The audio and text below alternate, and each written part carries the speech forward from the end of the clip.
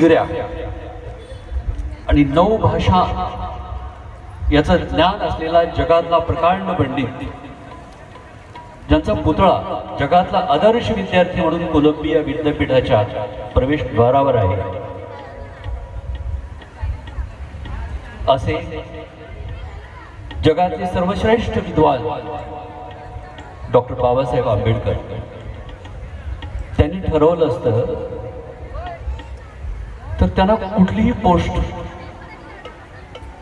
Supreme कोर्टाचे सरन्यायाधीश झाले असते, उद्योगपती झाले असते, अनेक जगातल्या वेगवेगळ्या नोकऱ्या, वेगवेगळी पदं त्यांच्याकडे आली असती आणि जगातले सर्वश्रेष्ठ व्यक्ती कोण झाले असते तर डॉक्टर बाबासाहेब आंबेडकर. परंतु परदेशातून शिकून आल्यानंतर आपल्या समाजाची आणि इथली जाती व्यवस्थेची जी बंधनं हे आपल्या ह्या समाजाला सोसावी लागली, त्यांची ह्या बंधनातून मुक्त करण्याचा ध्यास त्यांनी घेतला आणि ठरवलंच तर ते एखाद्या सोन्या चांदीच्या कारमध्ये फिरू शकले असते, ताजमहलपेक्षा मोठ्या अशा बंगल्यात राहू शकले असते, पण त्यांनी राहणं ठरवलं, एका साधं जीवन, खडतर जीवन स्वीकारलं आणि उन्हातान्हात फिरून महाडचा 14 तळ्याचा सत्याग्रह केला, काळाराम मंदिर प्रवेश केला आणि अशा या महामानवानं आपलं आयुष्य, मी सावलीत राहू शकलो असतो परंतु त्यांनी उन्हात राहणं का पसंत केलं, त्यासाठी येशुदासनी गायलेलं हे एक सुंदर गीत मी आपल्या समोर सादर करणार आहे. सावलीत मी राहू कसा हो.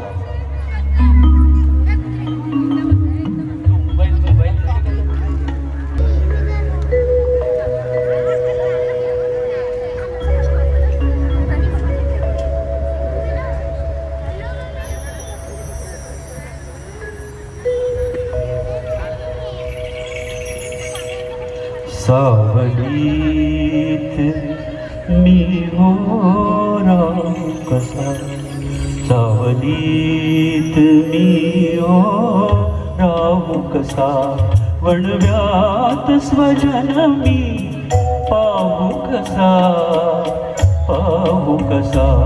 सावलीत मी हो राहू कसा, उन्हात ही भावंडे माझी, उन्हात ही भावंडे माझी, त्यास दुरावा देऊ कसा, सावलीत मी हो राहू कसा.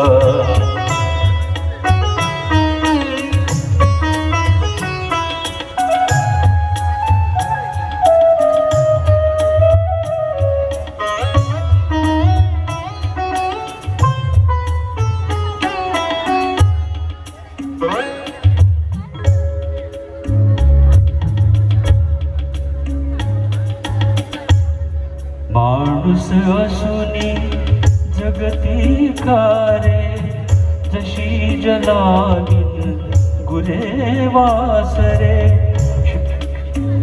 विरान माळा भरती त्याला, विरान माळा भरती त्याला, तडफडताना पाहू कसा, सावलीत मी हो राहू कसा, सावलीत मी हो राहू कसा.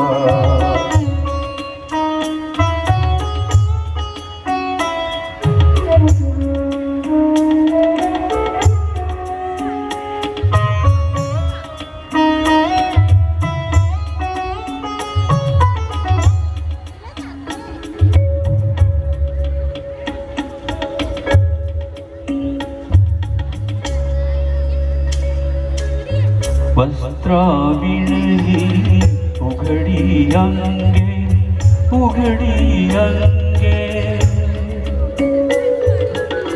वस्त्राविणही उघडी अंगे, अन्न शोधते श्वाना संगे, अन्न शोधिती श्वाना संगे कर्म कलंकित बांधव माझा अनवाणी ती वणवणताना अश्रुतयाचे साहू कसा सावरीत मी हो राहू कसा सावलीत मी हो राहू कसा सावलीत मी हो राहू कसा.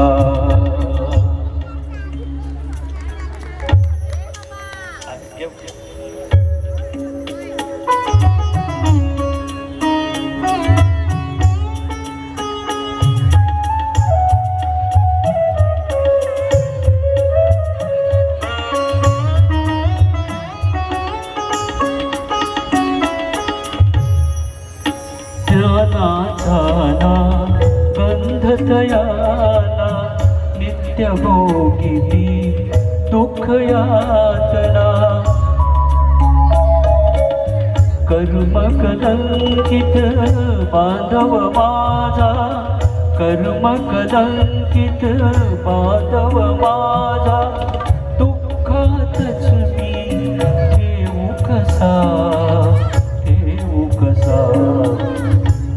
सावलीत मी हो राहू कसा सावलीत मी हो राहू कसा.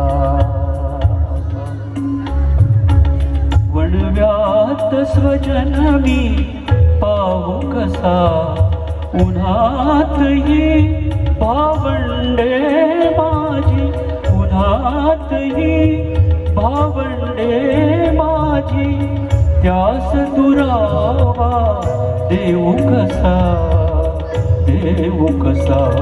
सावलीत मी हो राहू कसा सावलीत मी हो राहू कसा. हे बाबासाहेबांचे शब्द आहेत. म्हणजे माझ्या या बांधवांना उन्हात ठेवून मी सावलीत कसा राहू. तर ते हे खास आज ज्या ठिकाणी प्रसंगी सादर केले ते. तर पुढचे दोन शब्द मी काही बोलणार याचं हे गाणं त्यासाठी मी सादर केले की बाबासाहेब आयुष्य आरामात राहू शकले असते, परंतु त्यांनी सर्व सुखाचा त्याग करून तुमच्या आमच्यासाठी आपलं जीवन या समाजसेवेसाठी वाहून घेतलं. आणि मित्र हो, तुम्हाला माहिती आहे की संपूर्ण भारताला छत्रपती शिवाजी महाराजांनी आदर्श राज्य केलं, समाजाला सुरक्षा दिली. महात्मा फुलेंनी स्त्री शिक्षणाची दारं मोकळी केली. बाबासाहेबांनी फुलांना आणि कबीरांना गुरु मानलं. राजर्षी शाहू महाराजांनी डॉक्टर बाबासाहेबांना शिक्षणासाठी पाठवलं आणि त्यांच्यासाठी माझे मित्र म्हणून संबोधलं आणि बाबासाहेबांच्या मैत्री हातामध्ये हात घालून त्यांनी पुढे समाजकार्य केले. तर या सर्व मोठ्या माणसांचं जे कर्तृत्व आहे त्याला कायद्याचं रूप देऊन संविधानाच्या रूपाने भारताला आज लोकशाही म्हणून राष्ट्र जगण्यासाठी जे प्रवृत्त केलं ते बाबासाहेबांनी.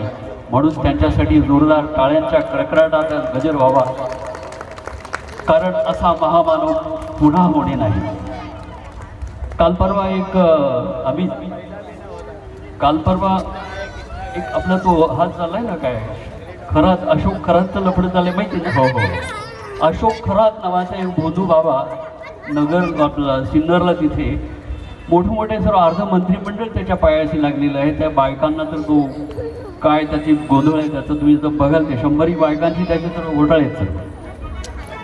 एका महाराजांनी त्या मध्य प्रदेशमधल्या कोणीतरी म्हटलं, मी तुमच्या निदर्शनास आणून देऊ इच्छितो की हा जो वास्तविक पाहता आता जात ही खरं कालाबाह्य झालेली आहे.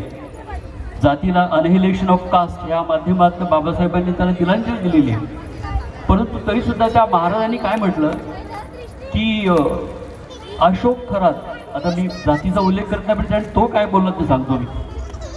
अशोक खरात ये महार जाति का है और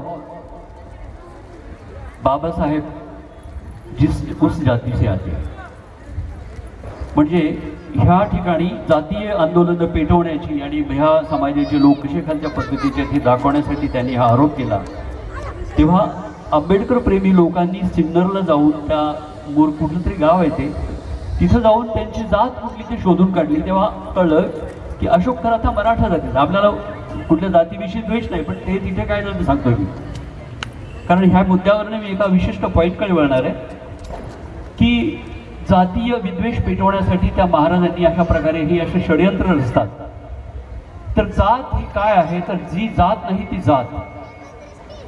माझा एक मित्र आहे, औरंगाबादला मी असताना शिकायला 40-45-50 वर्षापूर्वीची गोष्ट आहे. मराठवाडा विद्यापीठाचं नामांतर होतं, नामांतराचं आंदोलन चालू होतं. तेव्हा तो म्हणाला की नावात काय आहे, नावात काय नाही.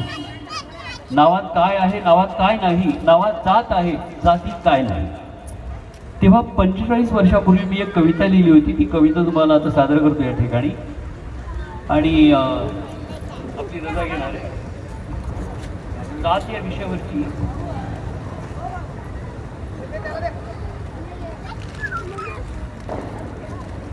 MBBS ला 1980 साली मी लिहिलेली ही कविता आहे की सजीव निर्जीव, बरं का, सजीव निर्जीव वस्तूला इथे जात आहे, शब्दाला साहित्याला गलबल्यालाही इथे जात आहे.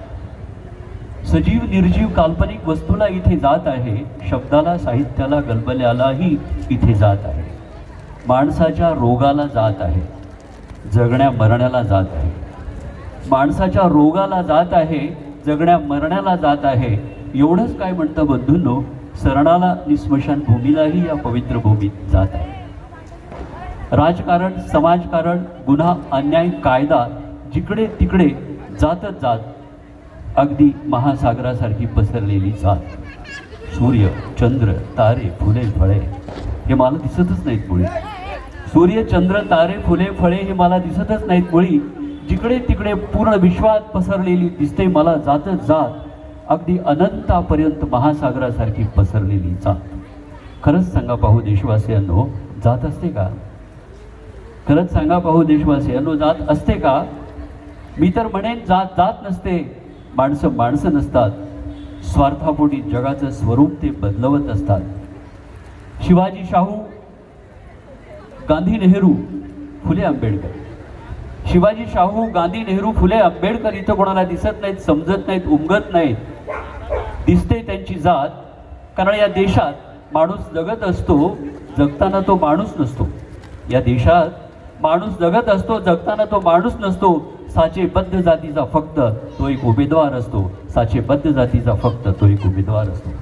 आणि मित्र, या ठिकाणी आपण लक्षात घ्या, बाबासाहेबांना विशिष्ट एका जातीमध्ये बंदिस्त करण्याचा प्रयत्न होतोय. बाबासाहेब एका विशिष्ट जातीचे नाहीत. योगायोगाचा भाग त्यांनी विशिष्ट जातीत जन्म घेतला असेल, पण हे बाबासाहेब संपूर्ण राष्ट्राचे आहेत.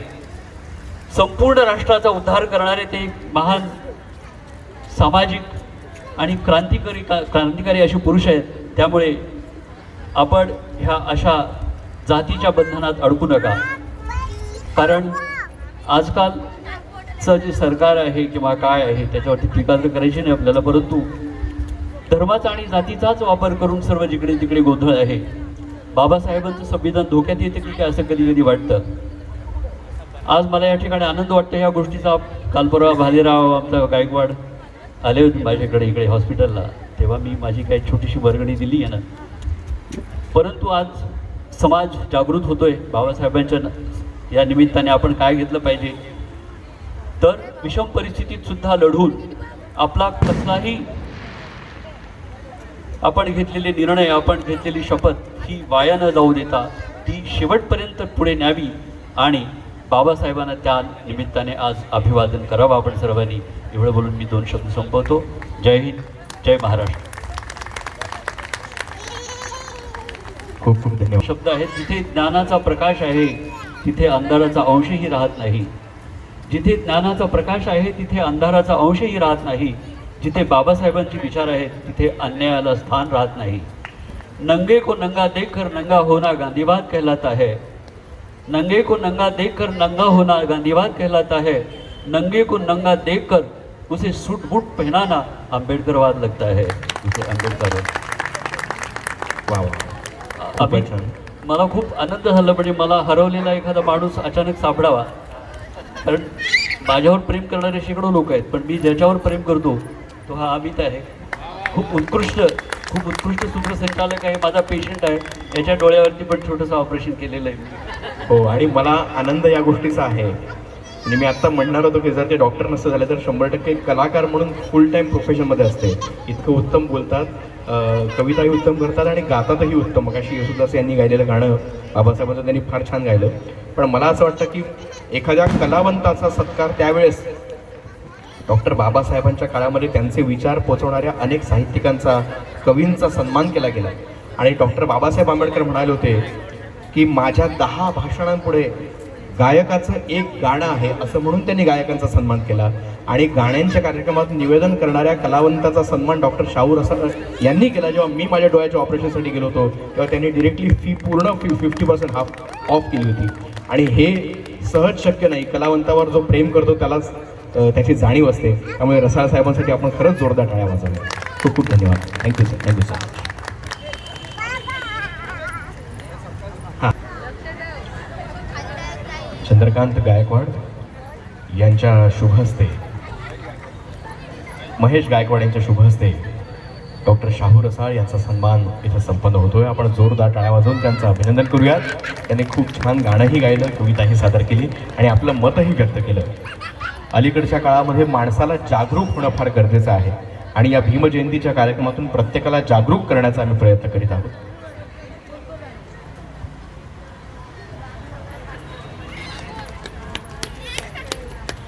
धन्यवाद.